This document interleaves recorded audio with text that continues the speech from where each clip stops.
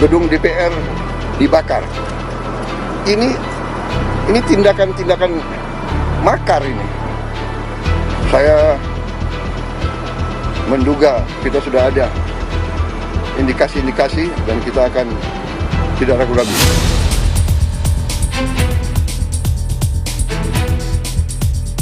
Yang terjadi di lapangan pada beberapa pada akhir bulan Agustus ada unjuk rasa, tetapi juga ada perusuh ya, dan dua itu memang yang harus dibedakan.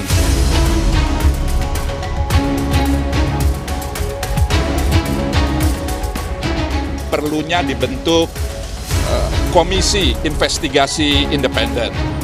Presiden menyetujui pembentukan itu.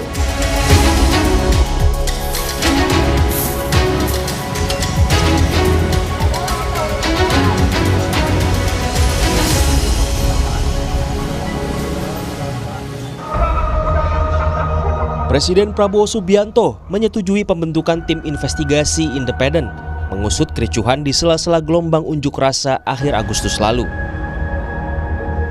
Timbulnya korban jiwa, perusakan fasilitas umum, penjarahan serta penyerangan kantor-kantor milik instansi di sejumlah daerah memunculkan dugaan adanya dalang di balik peristiwa tersebut. Usulan pembentukan Komisi Investigasi Independen diserukan Gerakan Nurani Bangsa saat bertemu Presiden Prabowo Subianto Kamis kemarin.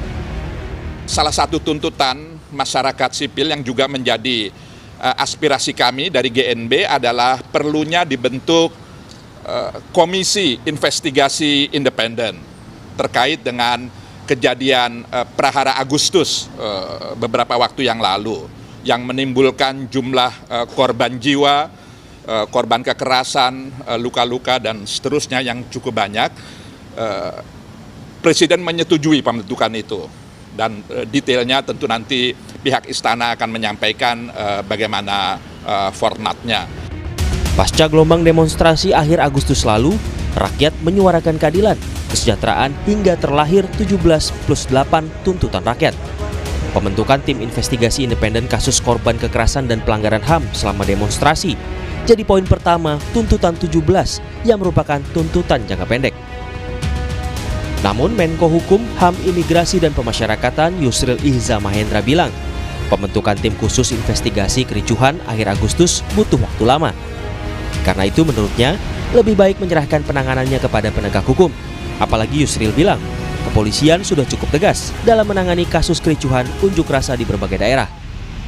Jadi saya kira daripada menunggu lama pembentukan TPGF itu lebih baik kita mempergunakan aparatur penegak hukum yang ada sekarang lebih cepat, lebih sistematik dan lebih cepat bekerjanya daripada kita berlama-lama menunggu pembentukan TPGF. Kecuali misalnya negara diam, tidak berbuat apa-apa, lalu perlu dibentuk TPGF.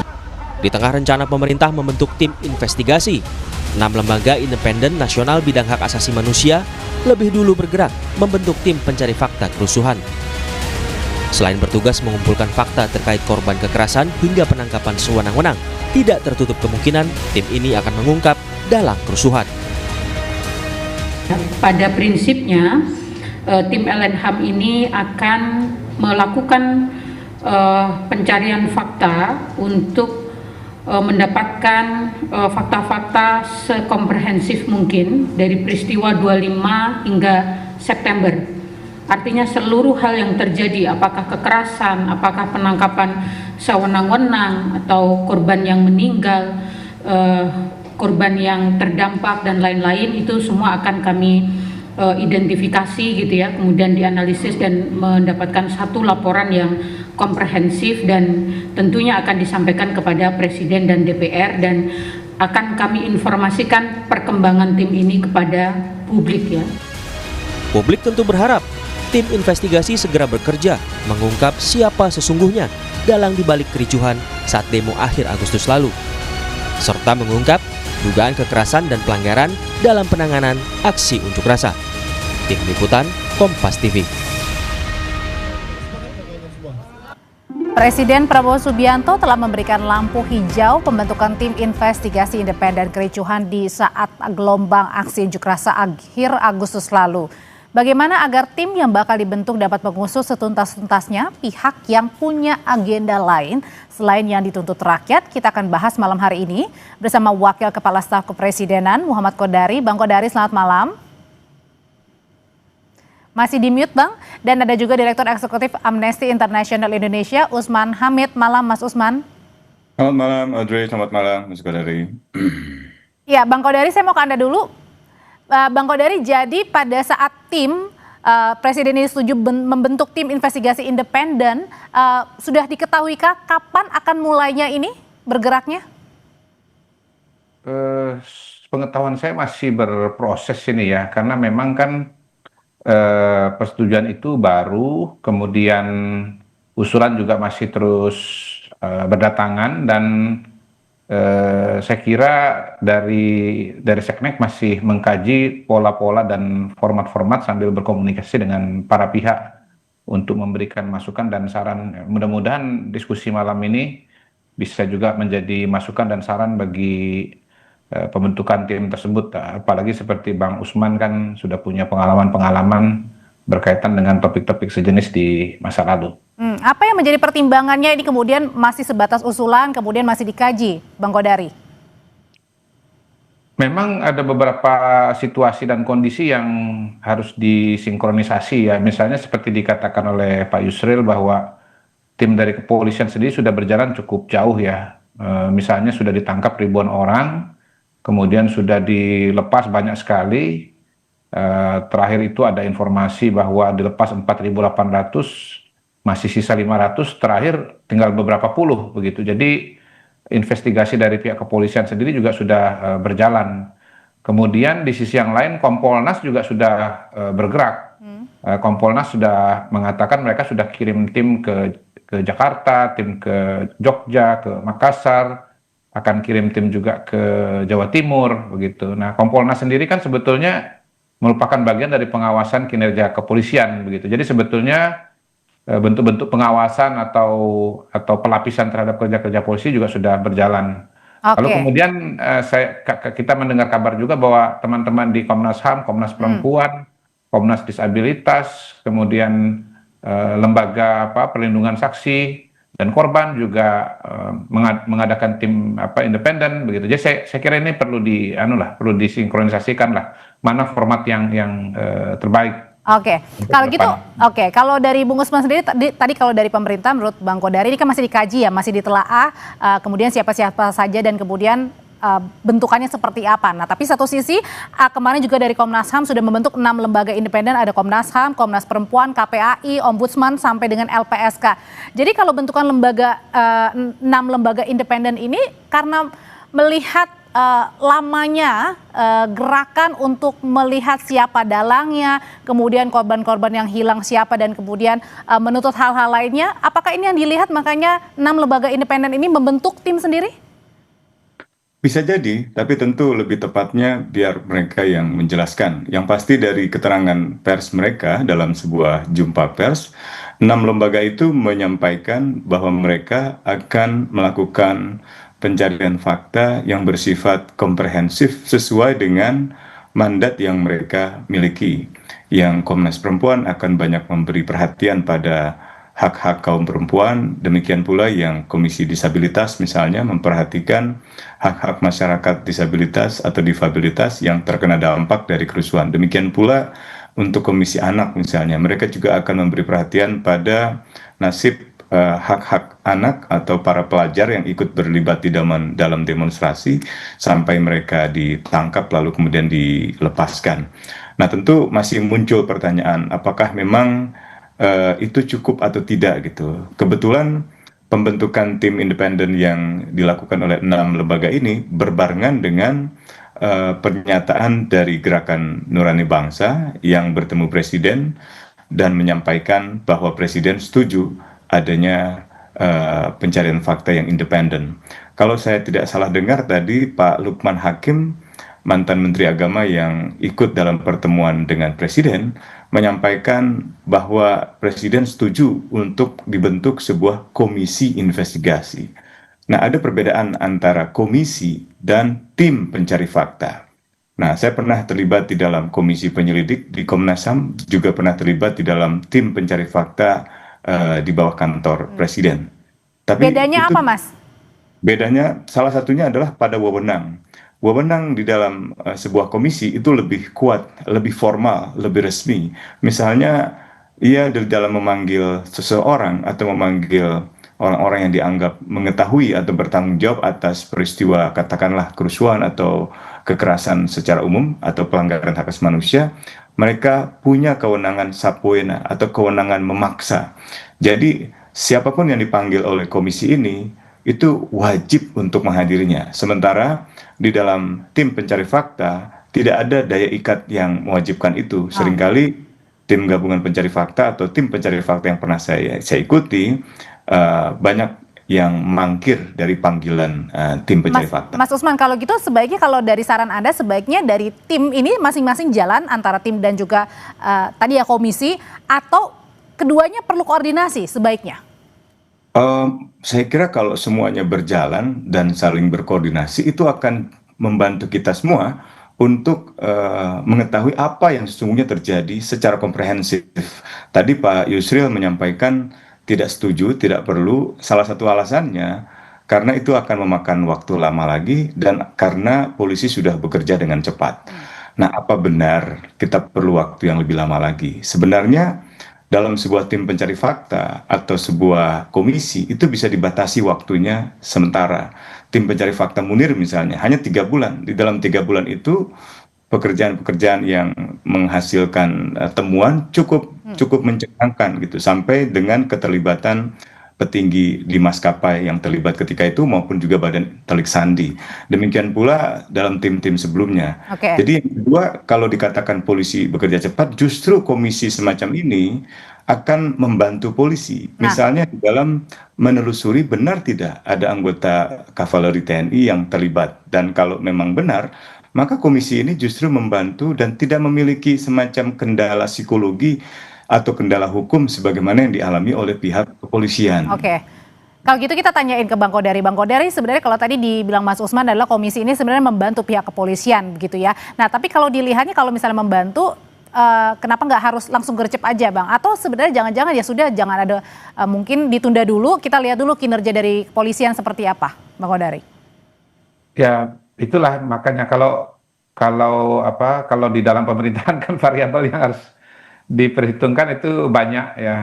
Saya kira Pak Yusril tadi ketika mengatakan pernyataan di awal itu sebetulnya lebih mengacu kepada bahwa kerja-kerja kepolisian sudah cukup jauh. Seperti saya sampaikan tadi bahwa ya proses pemeriksaan kepada para pelaku di lapangan sudah dilakukan sebetulnya. Dan jangan sampai kemudian proses yang sudah cukup jauh ini lalu tertunda, karena kan memang nanti secara teknis juga ada masa penahanan ya, yang kemudian kalau itu nanti ditunda-tunda prosesnya maka kemudian harus dilepas begitu. Jadi karena mungkin gini juga Bang Kodari, ketika ada Komnas HAM yang mempertanyakan ada orang hilang begitu, itu juga mungkin jadi keresahan lamanya begitu, makanya mereka juga membentuk lembaga sendiri independen.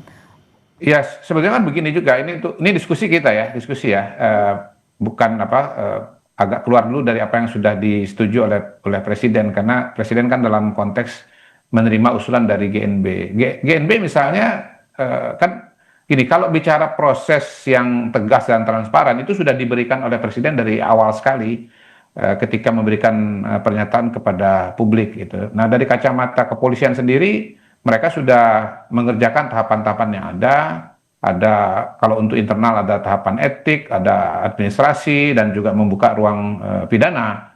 Tetapi kan kalau dari kacamata kalangan civil society seperti yang disampaikan oleh Mas Lukman dalam pembicaraan dengan Presiden, peristiwa yang terjadi pada akhir Agustus itu di satu sisi adalah ada kegiatan unjuk rasa, demonstrasi, tetapi kemudian ada kegiatan-kegiatan anarki gitu dengan pola-pola tertentu.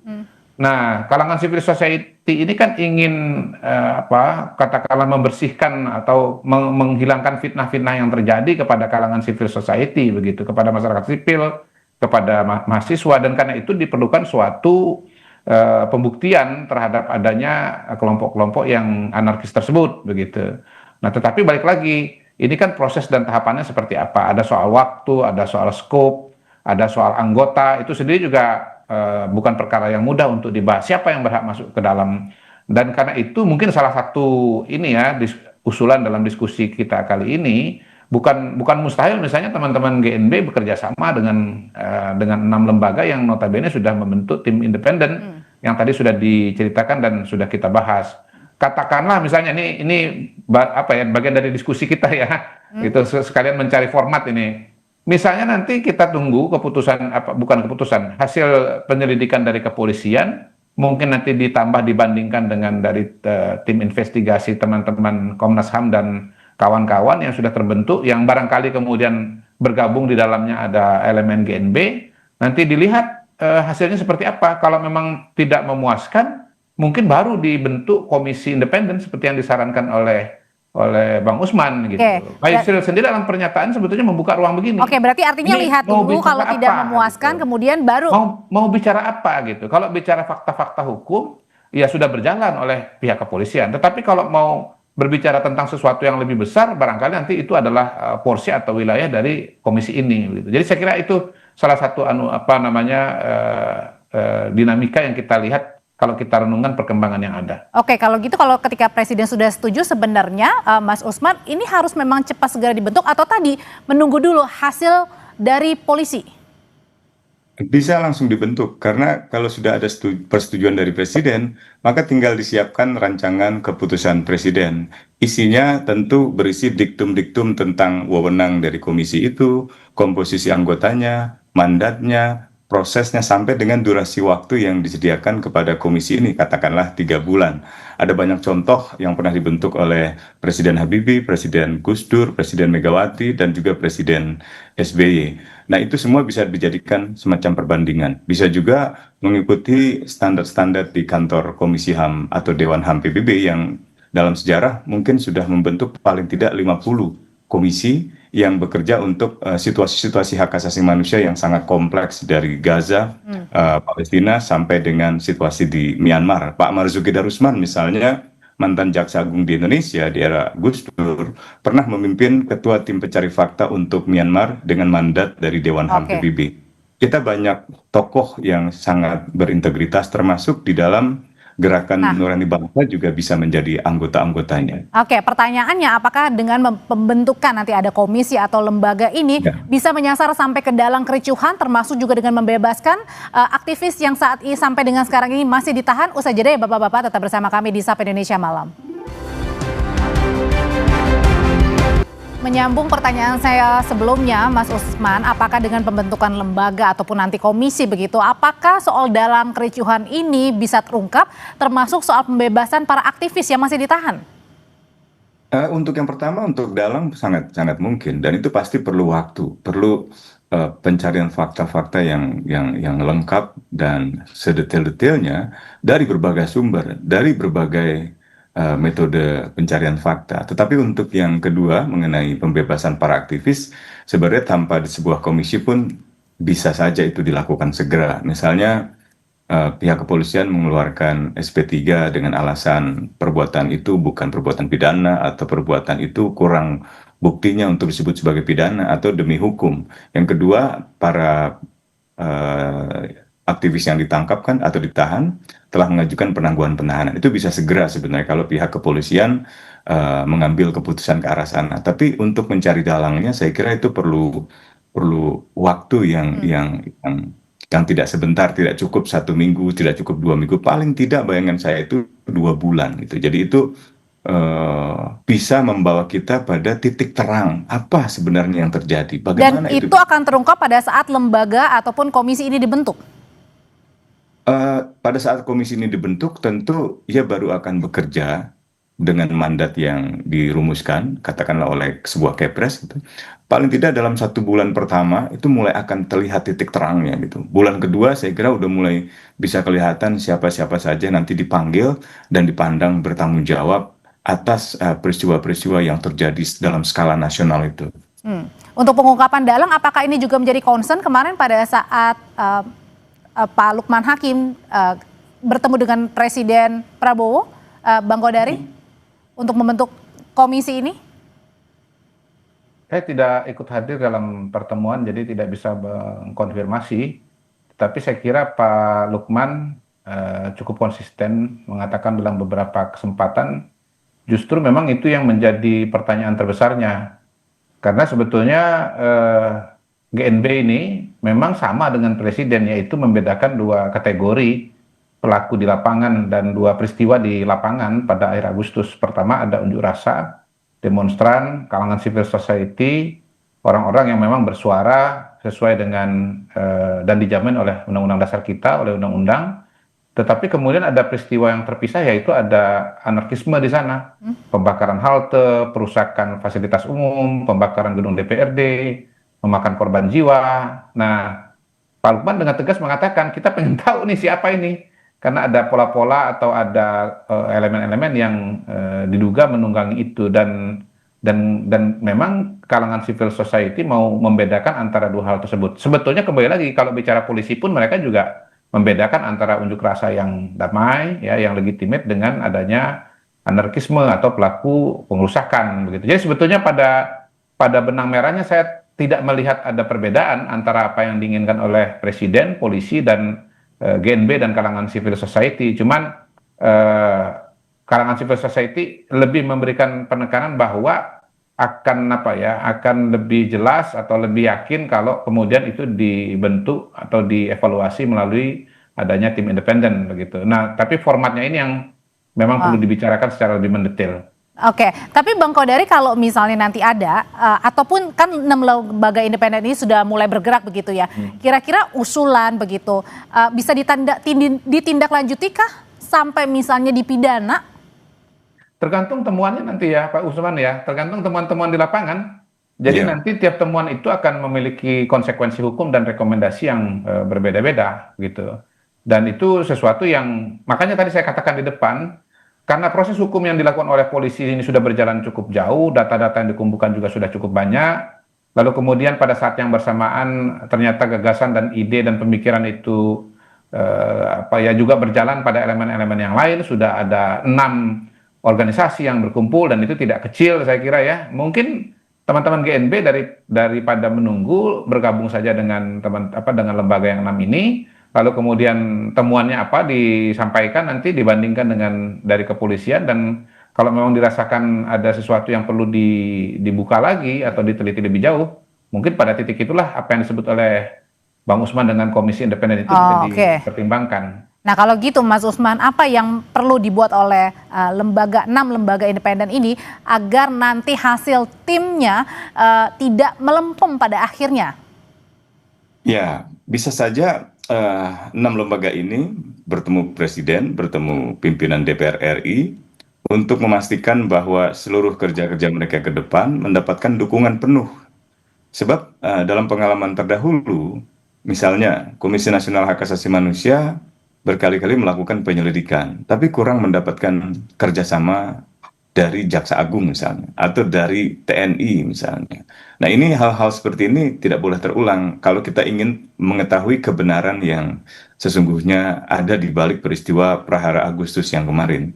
Yang kedua, karena pengalaman itu pula tampaknya memang diperlukan komisi yang dibicarakan oleh Gerakan Nurani Bangsa dengan Presiden. Karena sebuah komisi bisa memiliki wewenang yang mengikat kepada siapapun. Setidak-tidaknya kalau misalnya katakanlah pada akhirnya Presiden tidak juga kunjung menerbitkan Kepres, setidak-tidaknya dengan sebuah instruksi Presiden. Instruksi Presiden itu bisa ditujukan kepada seluruh instansi pemerintah yang katakanlah kalau dimintai keterangan oleh Komnas HAM, baik itu pimpinannya maupun itu pejabat tinggi lainnya atau anggotanya, harus bekerja sama dengan tim independen yang dibentuk oleh 6 lembaga nasional. Dan tim itu menurut Anda sesegera mungkin harus dibentuk ya, tidak perlu menunggu lebih lama lagi ya, Mas Usman ya? Tidak perlu menunggu lama lagi, dan saya kira tidak perlu khawatir kalau misalnya kepolisian sudah terlalu jauh gitu ya. Nah, dalam pengalaman kasus Munir, pembunuhannya terjadi tanggal 7 September.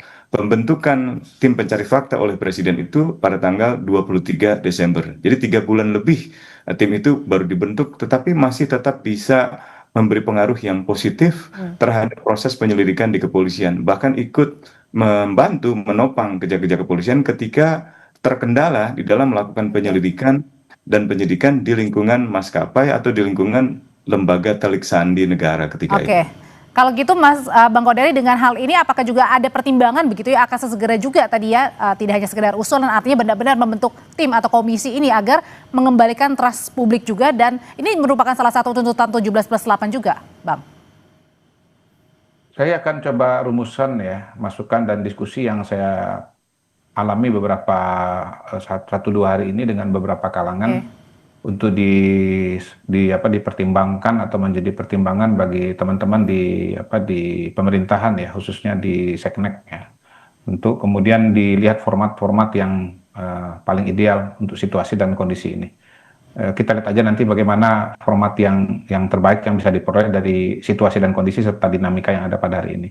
Oke, baik, sudah kita tangkap. Terima kasih Bang Kodari, terima kasih Mas Usman, selamat malam Bapak-Bapak semua. Selamat malam.